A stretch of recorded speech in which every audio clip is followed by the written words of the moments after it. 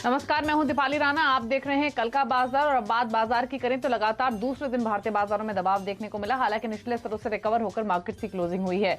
एक समय निफ्टी 100 अंकों की गिरावट दिखा रहा था और आखिर में 40 अंकों की गिरावट लेकर 11,300 के नीचे क्लोज हुआ है। लेकिन निफ्टी बैंक में 550 अंकों का नुकसान रहा। इंडेक्स के 12 में से 11 शेयर लाल निशान में बंद हुए। बैंक शेयरों के साथ एनबीएफसी पर भी दबाव दिखा। हालांकि फार्मा, ऑटो और मेटल इंडेक्स हरे निशान में बंद हुए हैं। वहीं रिलायंस रिटेल की बड़ी डील थी। रिलायंस इंडस्ट्रीज में भी अच्छी मजबूती आज के सत्र में देखने को मिली है। संस्थागत निवेशकों के आंकड़े आपके सामने लेकर आते हैं। एफआईएस की ओर से हम लगातार खरीदारी देख रहे थे, लेकिन एफआईएस ने आज के सत्र में बिकवाली की है और 700 करोड़ के आसपास की बिकवाली एफआईएस की हुई है। इनफैक्ट 950 करोड़ की बिकवाली की है। डीआईएस ने लगभग 263 करोड़ की बिकवाली आज की है। आज आपके सभी सवालों के जवाब देने के लिए ट्रेडबुल से सजनानंद उत्तेकर हमारे साथ बने हुए हैं। आपके तमाम सवालों को भी हम शामिल करेंगे और ये शो फेसबुक, ट्विटर पर लाइव भी है, तो अपनी क्वेरीज आप वहां भी पोस्ट कर सकते हैं। सजनानंद नमस्कार। पहले तो एक आउटलुक बाजार पर ही दीजिए। आज दिन के निचले स्तरों से रिकवर होकर जरूर बंद हुआ है मार्केट, लेकिन सेंटिमेंट्स थोड़े वीक ही नजर आ रहे हैं। अब कल के लिए लेवल्स क्या इंपॉर्टेंट रहेंगे? गुड इवनिंग दीपाली जी। जिस तरीके से ये 3 दिन से गिरावट हो रही थी, आई थिंक आज का सत्र काफ़ी इंपॉर्टेंट और इंटरेस्टिंग रहा है। अगर हम ओवरऑल सेटअप देखें तो ये एक शॉर्ट कवरिंग लेड रैली लग रही है और जिस तरीके से ये पुल बैक आ रहा है, मुझे लग रहा है और थोड़ा सा एक्सटेंड होना चाहिए कल के सत्र में। एक्सपायरी के लिहाज से मुझे लग रहा है जिस तरीके से बाउंड यहाँ पर प्लेस्ड है 11,200 एक अच्छा सपोर्ट नज़र आ रहा है, बट 11,400 के ऊपर एक्सपायरी होना थोड़ा सा मुश्किल लग रहा है। बट जिस तरीके से डेटा यहाँ पर प्लेस्ड है, मुझे लग रहा है कल के सत्र में ये जो रिकवरी है वो थोड़ी सी एक्सटेंड होनी चाहिए। एक्सपायरी के लिहाज से मुझे लग रहा है 11,350 के आसपास कहीं जाकर ये एक्सपायरी शेपअप होनी चाहिए। जिस तरीके से ये बाउंस बैक है led by metals and Reliance, मुझे लग रहा है यहाँ पर एक अच्छी रिकवरी हो सकती है कल के सत्र में। निफ्टी बैंक का अगर हम डेटा देखें तो वहाँ पर थोड़ी सी गिरावट जरूर है। दिक्कत है कि अगर 22,000 ये लेवल टूट जाता है तो थोड़ी सी एक्सटेंडेड मूव आ सकती है on the down side, but वहाँ पर भी मुझे लग रहा है कहीं जाकर 22,500 से 700 के रेंज में एक्सपायरी कल शेपअप होनी चाहिए। ठीक है, तो ये आउटलुक आपको मिला है निफ्टी बैंक दोनों पर। बिना देरी के सवालों करते हैं शामिल। पहले कॉलर हमारे साथ फोन लाइन पर हैं, सागर हैं अहमदाबाद से। सागर जी नमस्कार, पूछिए क्या सवाल है आपका? जी मेरे पास 200 शेयर्स हैं एसबीआई बैंक के। एवरेज रेट मेरा है 209 रुपए। तो मुझे ये पूछना है कि क्या करना चाहिए इस वक्त, और मेरा ओके। सजदानंद क्या सजेशन होगा? 194 पर ये स्टॉक बंद हुआ है। इनकी खरीदारी का जो प्राइस है वो 209 रुपए का है, तो 14 रुपए के आसपास का नुकसान इनको हर स्टॉक पर हो रहा है। मार्केट थोड़ा ऊपरी स्तरों से हल्का भी हुआ है, तो उसके साथ साथ एसबीआई भी नीचे आया है। लेकिन अब इनको बताइए कि क्या स्ट्रैटेजी रखें, स्टॉप लॉस टारगेट्स क्या होने चाहिए आपके हिसाब से? देखिए क्लियरली यहाँ पर एक अंडर परफॉर्मर रहा है एंड जिस तरीके से अभी भी सेटअप्स है 200 के ऊपर ये सस्टेन नहीं हो पा रहा था। अगर हम इसका वीकली डेटा देखें तो वहाँ पर एक डार्क क्लाउड कवर फॉर्मेशन है एंड इसके आरएसआई थोड़े से नेगेटिव जोन में ट्रेंड हो रहा है। तो मुझे लग रहा है नीचे का जो रेंज है 200 से लेके 180, आई थिंक इस पर्टिकुलर रेंज में काफ़ी समय वापस वो स्पेंड कर सकता है। तो अगर इनका लंबे रखने का नज़रिया है तो मुझे लग रहा है अराउंड 180 के स्टॉप लॉस के साथ उनको बने रहना चाहिए। इमीडिएट बेसिस पे मुझे बड़ी अपमूव नज़र नहीं आ रही है, बट अगर आती भी है तो मुझे लग रहा है कहीं जाकर वो 200-210 के दायरे में कैप होनी चाहिए। तो कंसोलिडेट होते हुए नज़र आ रहा है काउंटर, बट 180 के स्टॉप लॉस के साथ इनको बने रहना चाहिए। ठीक है, तो होल्ड कीजिए अपनी इस पोजीशन को, बने रहिए। फेसबुक के जरिए सचिन चौहान ने एक सवाल भेजा है। लेमन ट्री पर रिव्यू लेना चाहते हैं। 2500 शेयर्स इन्होंने खरीदे हुए हैं 28 रुपए 50 पैसे के प्राइस पर। तो लेमन ट्री पर बताइए क्या सजेशन होगा? देखिए खास प्राइस एक्शन नहीं है, इनफैक्ट एक साइडवेज जोन में ही कंसोलिडेट कर रहा है काउंटर। अराउंड 35 के आसपास एक बहुत बड़ा रेजिस्टेंस है। अगर ये पार हो जाता है तो छोटी सी एक्सटेंडेड मूव होनी चाहिए अराउंड 37 से 40 के रेंज में। बट जिस तरीके से सपोर्ट है वो काफ़ी क्रिटिकल होगा। 22 अगर लेवल टूट जाता है तो मेरी सलाह होगी कि इस पर्टिकुलर काउंटर से आप हट जाइए, क्योंकि ओवरऑल ब्रॉडर स्ट्रक्चर इसका वीक रहा है। ठीक है, अगले कॉलर नीरज है हमारे साथ फोन लाइन पर, गुड़गांव से। नीरज जी नमस्कार, बताइए क्या सवाल है आपका? मैंने जुबिलेंट लाइफ खरीदा है 749 पे 50 शेयर, और मेरा टारगेट था 850 का, और अभी ये नीचे आ रहा है, तो कहाँ पे स्टॉप लॉस लगाना चाहिए? मतलब आफ्टर फर्स्ट क्वार्टर लेवल 6 का मैंने लिया था अभी। पूछ लेते हैं, क्योंकि बिल्कुल रिजल्ट्स थोड़े अनुमान से खराब रहे, जिसके बाद इसमें मुनाफा वसूली हमने हावी होती हुई देखी। और इनफैक्ट आज दिन के दौरान तो 700 के नीचे भी स्टॉक फिसला था, लेकिन उन 5% की वीकनेस तब भी रही है। आप बताइए 750 के आसपास की सजदानंद इनकी बाइंग है। जुबिलेंट लाइफ साइंसेज में 711 पर क्लोज हुआ है। क्या स्ट्रैटेजी ये रखे हैं, स्टॉप लॉस कहाँ रहेगा, बताइए। देखिए, थोड़ी सी इमीडिएट टर्म पे गिरावट जरूर हुई है, बट वहाँ पर डिस्टॉर्शन नहीं हुआ है ट्रेंड का। एंड जिस तरीके से यहाँ पर एक सेक्युलर अपमूव में है काउंटर, मुझे लग रहा है अगर गिरावट थोड़ी सी एक्सटेंड होती है तो वहाँ पर भी अक्यूमुलेट करने की ही सलाह होगी। जिस तरीके से अपने 20 वीक एक्सपोनेंशियल मूविंग एवरेज के आसपास मंडरा रहा है काउंटर, मुझे लग रहा है कि काफ़ी अच्छे हेल्दी साइंस है। तो यहाँ पर 655 के स्टॉप लॉस के साथ मुझे लग रहा है ये पोजीशन उनको होल्ड करनी चाहिए। मुझे भी लग रहा है कि लक्ष्य ऊपर के लेवल्स अराउंड 850 तक होने चाहिए। तो जिस तरीके से सेटअप है, डेफिनेटली एक अच्छी अपॉर्चुनिटी है जहाँ पर ये काउंटर अपने पोर्टफोलियो में ऐड करना चाहिए। 655 का लगाना चाहिए स्टॉप लॉस, एंड 850 होगा रिव्यू जोन। ठीक है। विनय कुमार सिंह ने ट्विटर पर एक सवाल भेजा है। नेस्को पर इनका व्यू है, 500 शेयर्स इन्होंने खरीदे हुए हैं नेस्को के 560 के प्राइस पर, लॉन्ग टर्म ये रख सकती हैं। तो बताइए सदानंद, नेस्को पर क्या सजेशन होगा? 516 का परचेजिंग प्राइस है। देखिए, ऑलमोस्ट उनके कॉस्ट के आसपास ही है, बट अगर हम पिछले महीने का डेटा देखें तो काफ़ी बड़ी लॉन्ग बार फॉर्मेशन है यहाँ पर। एंड जिस तरीके से ओवरऑल जो सपोर्ट बना है अराउंड 450 के आसपास, मुझे लग रहा है उसी बेस को नज़र में रखना चाहिए। जिस तरीके से इसका सेटअप है, मुझे लग रहा है 450 जब तक मंथली बेसिस पे क्लोज नहीं होता, मुझे लग रहा है तब तक इनको ये पोजीशन अपनी मेंटेन करनी चाहिए। मुझे लग रहा है थोड़े से कंसोलिडेशन के बाद अपने पॉजिटिव अपमूव में ये वापस ड्वेल होना चाहिए। तो जिस तरीके से स्ट्रक्चर है, आई थिंक 700 720 एक रिव्यू जोन होगा। अगले कुछ महीनों में ये पर्टिकुलर लेवल आने चाहिए, बट ऑन द कॉन्ट्ररी 450 का एक अच्छा सपोर्ट है एंड एक अच्छा बेस मुझे लग रहा है ऑलरेडी एस्टैब्लिश है, तो उसी को लगाना चाहिए स्टॉप लॉस। ठीक है। जॉनसन हमारे साथ फोन लाइन पर मुंबई से। जॉनसन जी नमस्कार, बताइए सवाल अपना। नमस्कार। मैंने आलोक इंडस्ट्रीज लिया है 7 रुपीज 60 पैसे पे। तो जानना चाहता था कि मैं अभी रहूं या उसको सेल करके प्रॉफिट बुक कर लूं चाहता हूं, क्योंकि मार्केट गिर रहा है। तो क्या करूं मैं? तो आलोक इंडस्ट्रीज आपने नीचे के लेवल पर एंट्री की, आप अभी भी अच्छे मुनाफे में हैं, और ये स्टॉक अपने ऊपरी लेवल से जो इसने हाल ही में छुए थे उनसे नीचे भी फिसला है। सर्किट टू सर्किट चलने वाला स्टॉक है आलोक इंडस्ट्रीज। आमतौर पर सजदानंद, अच्छी बात यह है कि 20 रुपए के मुनाफे में है, मुनाफा लेकर निकल जाएं या फिर होल्ड रखें? दीपाली जी, यहाँ पर डेफिनेटली मुनाफा बांध देना चाहिए, क्योंकि जैसे आपने बताया कि एक सर्किट टू सर्किट काउंटर ये चलता है एंड ऑलमोस्ट अपने 55 लेवल के आसपास से फिलहाल स्लिप हुआ है। तो ऑलमोस्ट उनको 50% का डिप्रिसिएशन भी इमीडिएट बेसिस पे भुगतना पड़ा है। तो मुझे लग रहा है जो इनके पास फिलहाल प्रॉफिट्स है वो डेफिनेटली बांध देना चाहिए। इतनी हेल्दी काउंटर नहीं है ये। एंड जिस तरीके से यहाँ पर ओवरऑल एक अपॉर्चुनिटी मिली है, मुझे लग रहा है एक अच्छा प्रोबेबिलिटी है कि यहाँ पर स्टॉक थोड़ा सा कंसोलिडेशन मोड में चले जाए। तो यहाँ पर अगर उनको मुनाफा मिल रहा है तो डेफिनेटली उनको कैपिटलाइज करना चाहिए। ठीक है, तो प्रॉफिट्स ले लीजिए, यही सजेशन है। अंकित गुप्ता ने एक सवाल भेजा है फेसबुक पर। अशोक लेलैंड में 69 के प्राइस पर इन्होंने खरीदारी की हुई है, और येस बैंक में 16 रुपए के प्राइस की इनकी बाइंग है। तो दोनों स्टॉक्स पर सचिन आपका व्यू चाहिए। येस बैंक 16 की बाइंग, अशोक लेलैंड 69। देखिए, येस बैंक तो मुझे लग रहा है कि यहाँ पर ट्रेंड काफ़ी डिफ़िकल्ट है गेज करना, बट जिस तरीके से यहाँ पर लथार्जिक मूवमेंट हो रही है, मुझे लग रहा है इससे बेटर है कि कोई अच्छे प्राइवेट बैंक्स में उनको स्विच करना चाहिए। बट अशोक लीलैंड मुझे लग रहा है ये एक इंटरेस्टिंग काउंटर होगा। जिस तरीके से रिकवरी हुई है, जिस तरीके से अपने 200 डे एक्सपोनेंशियल मूविंग एवरेज के आसपास मंडरा रहा है, मुझे लग रहा है 61 के स्टॉप लॉस के साथ इनको अपनी पोजीशन होल्ड करनी चाहिए।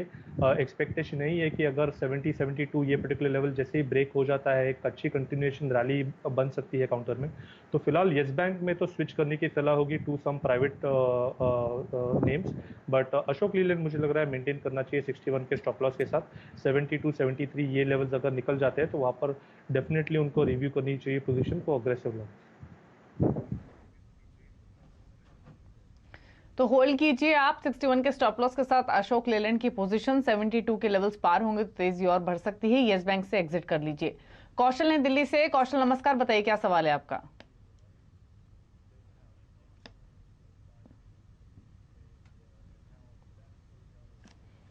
चलिए, कौशल से बातचीत नहीं हो पा रही है। दो स्टॉक्स इन्होंने बताए हैं। कोल इंडिया पर 130 की बाइंग है। और कौशल, अगर आप सुन पा रहे हैं तो अपना सवाल पूछिए प्लीज। मैंने एक्चुअली कोल इंडिया खरीदा है 130 पे, तो 251 शेयर्स। तो आज का जो ट्रेंड था वो काफी ज्यादा डाउन चल रहा था उस पे। So what do you suggest sir कि हमें इसे होल्ड करना चाहिए या व्हाट इज द एक्सपेक्टेशन? देखिए, कोल इंडिया में कोल इंडिया पर सवाल है इनका सजदानंद, 130 इनका परचेजिंग प्राइस है। देखिए, कोल इंडिया में क्लियरली यहाँ पर एक ब्रॉडर स्ट्रक्चर थोड़ा वीक रहा है, बट पिछले कुछ महीनों से अगर हम इसका वीकली आरएसआई का डेटा देखें तो वहाँ पर एक पॉजिटिव डाइवर्जन ज़रूर है। प्राइस एक्शन इतनी स्ट्रांग नहीं रही है क्योंकि एक कंसोलिडेशन मोड में है काउंटर। तो मुझे लग रहा है यहाँ पर थोड़ा सा और पेशेंस रखना चाहिए। अराउंड 115 एक निर्णायक लेवल होगा। अगर वो पर्टिकुलर लेवल ब्रेक हो जाता है तो डिस्टॉर्शन हो सकती है ट्रेंड में। बट जिस तरीके से कंसोलिडेशन बेस बन रहा है, मुझे लग रहा है 115 के स्टॉप लॉस के साथ उनको बने रहना चाहिए। 135 इसी पर्टिकुलर कंसोलिडेशन का हायर एंड है। अगर वो ब्रेक हो जाता है तो डेफिनेटली रिव्यू करनी चाहिए position from a momentum perspective. But फिलहाल मुझे लग रहा है अच्छे कंसोलिडेशन बैंड में फंसा हुआ है काउंटर। वीकनेस बड़ी नहीं नजर आ रही है, तो इसलिए 115 के स्टॉप लॉस के साथ बने रहिए। होल्ड करने की सलाह है 115 के स्टॉप लॉस के साथ। इसके अलावा फेसबुक के जरिए आशिम हजारिका ने एक सवाल भेजा है। एस्ट्राजेनेका फार्मा, इसमें इनके जो बाइंग प्राइस है वो 4552 का है और जेके पेपर में 104 का बाइंग प्राइस है। तो सजदानंद, लेवल्स तो आप देखिए एस्ट्राजेनेका और जेके पेपर में, लेकिन जो इनका टाइम होराइजन है वो सिर्फ 1 महीने का है। 1 महीने रख सकते हैं, तो क्या सजेशन होगा? देखिए, एस्ट्राजेनेका में फिलहाल तो जिस तरीके से रुझान है, क्लियरली एक अच्छी अपॉर्चुनिटी है। एक काफ़ी बड़े सेक्युलर अपमूव में है। सेक्टर भी काफ़ी इंटरेस्टिंग है एंड जिस तरीके से ओवरऑल डेवलपमेंट्स आ रहे हैं, मुझे लग रहा है यहाँ पर मुनाफा नहीं बांधना चाहिए। इनफैक्ट पोजीशन और ऐड करनी चाहिए। 3480 एक काफ़ी इंटरेस्टिंग लेवल है। अगर उसके नीचे क्लोजिंग हो जाती है तो ही मुझे लग रहा है बड़ा डिस्टॉर्शन आना चाहिए। अदरवाइज एक अच्छी अपॉर्चुनिटी है यहाँ पर डिक्लाइन जो मिली है वहाँ पर अक्यूमुलेट करने के लिए 3480 के स्टॉप लॉस के साथ। ऊपर मुझे लग रहा है अराउंड 4500 एक निर्णायक लेवल होगा जहाँ पर उनको अपनी पोजीशन रिव्यू करनी चाहिए। ठीक है। मोहित माथुर ने एक ट्विटर पर सवाल भेजा है एल कार्गो लॉजिस्टिक्स पर। 1000 शेयर्स इनफैक्ट इन्होंने ऑल कार्गो लॉजिस्टिक्स के खरीदे हुए हैं। जो बाइंग प्राइस है वो 101 रुपए का है। नजरिया इन्होंने मेंशन नहीं किया है, बट चार्ट्स कैसे लग रहे हैं आपको, क्योंकि इनके भाव से ऑलमोस्ट 13 रुपए ऊपर ये स्टॉक ट्रेड कर रहा है? देखिए, अल कार्गो में इतना ऐसे इंटरेस्टिंग डेटा नहीं है, बट पिछले कुछ महीनों में जिस तरीके से इसमें रुझान बना है, अपने काफ़ी इंपॉर्टेंट रेजिस्टेंस के ऊपर स्टॉक फिलहाल प्लेस्ड है। तो मुझे लग रहा है यहाँ पर थोड़ा सा पेशेंस रखना चाहिए। अराउंड 105 एक काफ़ी इंपॉर्टेंट लेवल होगा। अगर वो ब्रेक हो जाता है तो थोड़ी सी करेक्टिव वेव आ सकती है। बट फिलहाल मुझे लग रहा है कंसोलिडेशन मोड में है, तो 105 के स्टॉप लॉस के साथ बने रहना चाहिए। ऑन द कॉन्ट्ररी 125 128 एक ऐसा जोन है जहाँ पर उनको अपनी पोजीशन वापस रिव्यू करनी चाहिए।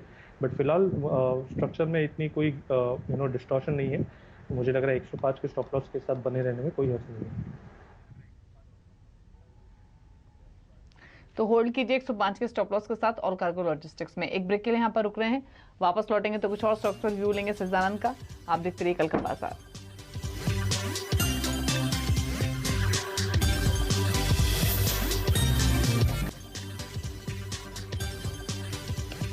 आप देख रहे हैं कल का बाजार और बात करेंगे सीएनबीसी आवाज और नेशनल स्टॉक एक्सचेंज एक विशेष मुहिम इन्फॉर्म्ड इन्वेस्टर लेकर आए हैं और उसका मकसद है निवेशकों के प्रति जागरूकता को बढ़ावा देना। आज हम केवाईसी से जुड़ी एक बेहद अहम बात आपको बता रहे हैं। केवाईसी के कॉलम को कभी भी खाली ना छोड़ें। केवाईसी भरते वक्त सभी जो खाली विकल्प हैं उनको क्रॉस कर दें। केवाईसी में खाली कॉलम छोड़ना ब्लैंक चेक इशू करने जैसा है, तो इसीलिए इस बात का खास ख्याल रखें जब आप केवाईसी कराएं। जागरूक बनिए, सुरक्षित रहिए। इनफैक्ट सजदानंद, आपका भी एक आउटलुक लेना चाहेंगे इसी पर। इस मुहिम के जरिए हम व्यूअर्स को ये बता रहे हैं कि केवाईसी बहुत इंपॉर्टेंट है और केवाईसी भी जब आप फिल करें तो कोई भी खाली कॉलम आपको नहीं छोड़ना चाहिए। आप क्या कहना चाहेंगे हमारे दर्शकों से? वेल, डेफिनेटली काफ़ी इम्पॉर्टेंट होता है केवाईसी में सारे डिटेल्स अपफ्रंट देना है। जिस तरीके से ये डेटा यूज़ होता है, मुझे लगता है यहाँ पर कहीं पर भी लापरवाही नहीं करनी चाहिए। काफ़ी इंपॉर्टेंट डॉक्यूमेंटेशन होता है overall banking and financial process में। तो यहाँ पर डेफिनेटली थोड़ी सी भी लापरवाही घातक हो सकती है। तो डेफिनेटली यहाँ पर कोई ब्लैंक स्पेसेस तो एटलीस्ट छोड़ने नहीं चाहिए। जितनी हो सके उतनी इन्फॉर्मेशन डिस्क्लोज करनी चाहिए। ठीक है। आगे बढ़ेंगे और मुश्ताक है हमारे साथ मुंबई से अब बातचीत करने के लिए। मुश्ताक जी नमस्कार, पूछिए सवाल अपना। नमस्कार नमस्कार मैडम, मेरे पास 500 बिरला सॉफ्ट है, 110 के भाव से लिया है, तो एक साल के लिए होल्ड करना चाहता हूँ, तो क्या करना चाहिए? ओके, बिरला सॉफ्ट 110 का बाइंग प्राइस है, अच्छे मुनाफे में है ये। सजदानंद, प्रॉफिट्स ले लें या फिर होल्ड रखें? देखिए यहाँ पे ट्रेंड वाइज अगर हम देखें तो ब्रॉडर स्ट्रक्चर में कोई बड़ी गिरावट नजर नहीं आ रही है। इनफैक्ट जो फिलहाल जो करेक्टिव आया है मुझे लग रहा है वहाँ पर भी मुझे लग रहा है एक अच्छी अपॉर्चुनिटी है जहाँ पर ये स्टॉक और थोड़ा ऐड करना चाहिए। एक ट्रेलिंग स्टॉप लॉस मैकेनिज्म से इनको पोजीशन होल्ड करने की मैं सलाह दूंगा। 149 एक इंपॉर्टेंट लेवल होगा, इसके नीचे अगर वीकली बेसिस पे क्लोजिंग होती है तो ही आप अपना मुनाफा बांध दीजिए। अदरवाइज मुझे लग रहा है जो 195 के आसपास इसके लाइफ हाइज है वहाँ पर एक बार कूच हो सकती है। तो जिस तरीके से स्ट्रक्चर है मुझे लग रहा है बने रहना चाहिए। 149 का ट्रेलिंग स्टॉप लॉस होगा एंड 190 195 के जोन में जैसे पहुँच जाता है अगले कुछ महीनों में वहाँ पर अपनी पोजीशन रिव्यू करनी चाहिए। ठीक है, तो ये सजेशन बिरला सॉफ्ट पर है। लेकिन चलिए फेसबुक के भी कुछ सवाल ले लेते हैं। आदर्श कुमार ने सवाल भेजा है, M&M फाइनेंशियल 157 के भाव पर इन्होंने खरीदा हुआ है, अब जानना चाहते हैं क्या करें, बताइए सजदानंद। देखिए M&M फाइनेंशियल्स में जिस तरीके से आज का डेटा बना है मुझे लग रहा है काफ़ी इंटरेस्टिंग काउंटर हो सकता है कल के सत्र में। यहाँ पर एक पिन बार फॉर्मेशन है on the daily scale and open interest भी काफ़ी इंटरेस्टिंग है। तो मुझे लग रहा है डेफिनेटली यहाँ पर एक लॉन्ग बायस रखना चाहिए। कल के सत्र में 133 एक निर्णायक लेवल होगा, अगर ये निकल जाता है तो ऊपर मुझे लग रहा है 140 143 तक पर्टिकुलर मूव एक्सटेंड होनी चाहिए। तो डेफिनेटली यहाँ पर एक लॉन्ग बायस होगा 126 के स्टॉप लॉस के साथ। 133 एक रिव्यू पॉइंट होगा बट इसके ऊपर मुझे लग रहा है 140 तक रूम जरूर मिल सकती है। तो फॉर लॉन्ग बायस रखे 125 के स्टॉप लॉस के साथ। 125 का स्टॉप लॉस रखे होल्ड करें पोजीशन को। पंकज ने एक सवाल भेजा है, जलगांव से, नो सेल पर सवाल है। 300 शेयर्स 110 के भाव पर खरीदे हुए हैं, बताइए। देखिए नोसेल मुझे लग रहा है थोड़ा सा यहाँ पर डिस्टॉर्ट हो रहा है बट इतने बड़ी वीकनेस की संकेत नहीं है। तो यहाँ पर मुझे लग रहा है जिस तरीके से स्ट्रक्चर है स्टॉप लॉस 100 होगा। अगर डिक्लाइंस और थोड़े से गहरे हो जाते हैं तो अक्यूमुलेट करना चाहिए काउंटर। 150 एक रिव्यू जोन होगा, तो मुझे लग रहा है 100 के स्टॉप लॉस के साथ बने रही। ठीक है, शांतनु ने फेसबुक के जरिए सवाल भेजा है, HDFC लाइफ पर 585 के प्राइस पर इन्होंने पोजीशन खरीदी हुई है, बताइए। देखिए यहाँ पर भी जिस तरीके से पिछले 6 हफ्तों की गिरावट थी इस हफ्ते में मुझे लग रहा है वो अब्जॉर्व हो चुकी है। स्टॉक्स में लगातार इनसाइड बार फॉर्मेशन है जो अच्छे संकेत है। ट्रेंड के लिहाज से मुझे लग रहा है मोमेंटम 600 के ऊपर ही आएगा बट जिस तरीके से फिलहाल ये यूटर्न बना है, एक डबल बॉटम फॉर्मेशन है। 570 एक निर्णायक लेवल होगा from a trading perspective and 605 एक रिव्यू जोन होगा। तो मुझे लग रहा है यहाँ पर एक बुलिश बायस रखना चाहिए अगले कुछ हफ्तों के लिए। एंड जैसे ही क्लोजिंग एस्टैब्लिश होती है 605 के ऊपर अपनी पोजीशन रिव्यू करनी चाहिए। ठीक है, धनराज शाह ने एक सवाल भेजा है, HDFC AMC पर 40 शेयर्स इन्होंने खरीदे हुए हैं, इनका खरीदारी का भाव 3300 रुपए का है। देखिए यहाँ पर भी मुझे लग रहा है काफ़ी बड़े स्केल पे यहाँ पर कंसोलिडेशन हो रहा है। यहाँ पर निर्णायक लेवल 2320 ही होगा। तो जब तक ये पर्टिकुलर लेवल ब्रीच नहीं होता मुझे लग रहा है एक लॉन्ग बायस रखना चाहिए। थोड़ा सा ग्रेजुअल अपमूव हो सकती है बट जिस तरीके से यहाँ पर बाउंस है 2500 से लेके 2300 मुझे लग रहा है इसी पर्टिकुलर रेंज में थोड़ा सा समय बिताएगा काउंटर। तो अगर आपके पास पेशेंस है तो बने रहिए, 2500 के आसपास एक बार पोजीशन रिव्यू कीजिए। ठीक है, तो सजेशन आपको मिला है। इसके अलावा नवनीत ने ट्विटर पर सवाल भेजा है, 2 स्टॉक्स इनके पास, एक तो ग्लेनमार्क फार्मा है जहां पर इनका परचेजिंग प्राइस 483 का है और दूसरा है BEML, यहां पर इनका बाइंग प्राइस 718 का है। तो एक पोजीशन इनकी फायदे में है और दूसरी नुकसान में, और 4 महीने का इनका पर्सपेक्टिव है। तो BEML और ग्लेनमार्क फार्मा दोनों के चार्ट्स कैसे लग रहे हैं? देखिए BEML में मुझे लग रहा है ये जो गिरावट हुई है काफ़ी इंटेंस रही है। इनफैक्ट अपने काफ़ी अहम सपोर्ट लेवल के आसपास स्टॉक प्लेस्ड है।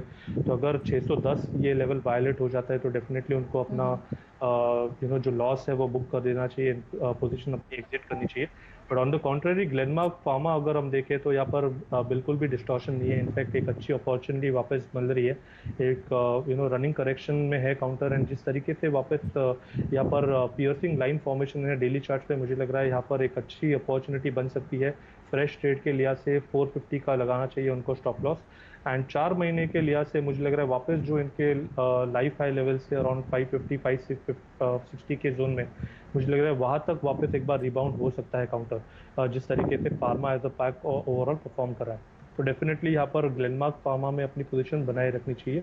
650 का होगा, 450 का होगा ट्रेडिंग के लिहाज से स्टॉप लॉस, एंड 540 560 एक रेंज होगा जहाँ पर उनको पोजीशन रिव्यू करनी चाहिए। जी ठीक है, तो ये सजेशन आपको ग्लेनमार्क फार्मा पर मिला है। अपनी पोजीशन फिलहाल आप होल्ड कर सकते हैं। स्टॉप लॉसेस आपको बताए गए हैं जो आपको मेंटेन करने हैं। शुक्रिया सजनानंद। शो का हिस्सा बनने के लिए कोई डिस्क्लोजर होगा आपकी ओर से? दीपाली जी, यहाँ पर अज्यूम करना बेटर है कि हमारे क्लाइंट्स की पोजीशन हो सकती है जिन काउंटर्स में हमने आज डिस्कस किए। ठीक है, शुक्रिया आपका इस शो का हिस्सा बनने के लिए और सभी स्टॉक्स पर अपने व्यूज देने के लिए। तो इसी के साथ कल का बाजार में तो इतना ही। नई खबरों पर लगातार अपडेट के लिए सिंडीसी आवाज से जुड़े रहिए, ट्विटर, फेसबुक और यूट्यूब के जरिए। नमस्कार।